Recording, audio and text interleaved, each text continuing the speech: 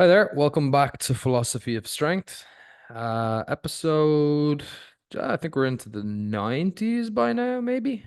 Um, so steadily and surely getting close to episode 100. In today's episode, we're going to talk about what World War II fighter plane research can teach us about our training. And I'm sure that might sound like a curious connection to you guys, but trust me, if you stick with me, you're going to see how I think this will actually be a really valuable way for reframing how you think about where you should be getting your ideas about what really effective training is. Okay, first off, we're going to talk about what I'm calling the bullet hole problem, and this is basically the World War II plane part of our discussion today. So during World War II, the Allies wanted to improve the armoring on their planes because they wanted to reduce the number of fatalities that they were getting.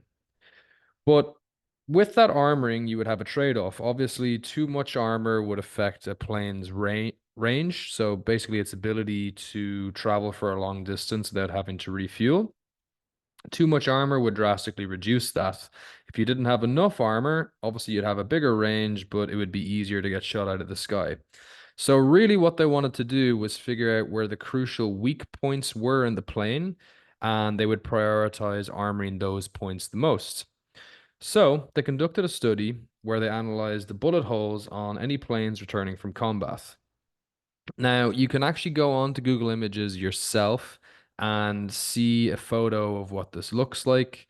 For anybody listening, it's basically just a diagram of a plane and then lots of red dots to signify where they found, on average, the most bullet holes. So the bullet holes tended to be most around the wings and on the tail of the plane and then in the center as well. Kind of if you can picture that bridge part between like the cockpit um and the fuselage. The intuitive conclusion made by the military was that more armor in these areas would result in fewer deaths. But a mathematician from Columbia University called Abraham Wald actually believed they had got this entirely wrong. There was an inherent flaw in the study design because all of their data was coming from the planes that made it back. What they had actually identified was the places where a plane could afford to get shot and still survive. The fact that none of their sample had bullet holes around the fuselage, the cockpit, or propellers actually indicated that those were the crucial areas that could not afford to be damaged. And there's actually a statistical name for this fallacy or logical error, and that's survivorship bias. And survivorship bias is something that's highly prevalent in fitness, and people fall foul of it when they're trying to figure out how they should be training, what exercises they should be doing, how to basically optimize their approach. So, how does this happen in fitness?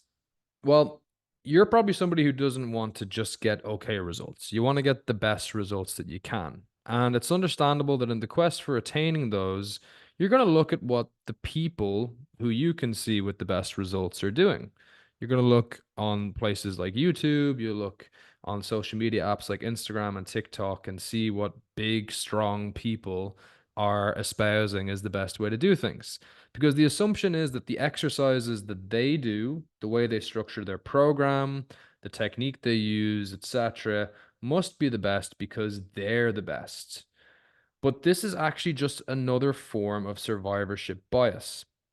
For example, it's common on social media to see lots of very jacked guys lifting with bad technique, too much weight, crazy volumes, etc. But what we're actually not seeing is all the people who potentially took that approach and got hurt or simply just didn't make any progress. A good example of this is actually a fellow Irishman, Clarence Kennedy. Clarence has personally admitted that he has phenomenal genetics for lifting and has also taken performance enhancing drugs. And he put up a video, which you can look up yourself on YouTube, um, outlining essentially how he trained to get to a 300 kilo squat. And the program that he followed is insane. And if it was applied to anybody else, they would pretty much almost certainly get injured or at least get so burnt out that they wouldn't make any progress. And it's probably only something he was able to do both because of his great genetics and the use of anabolic steroids. And even at that, Clarence still got hurt while taking that aggressive approach. I believe it was either his hip or his knee that he injured, and it has been a permanent issue for him.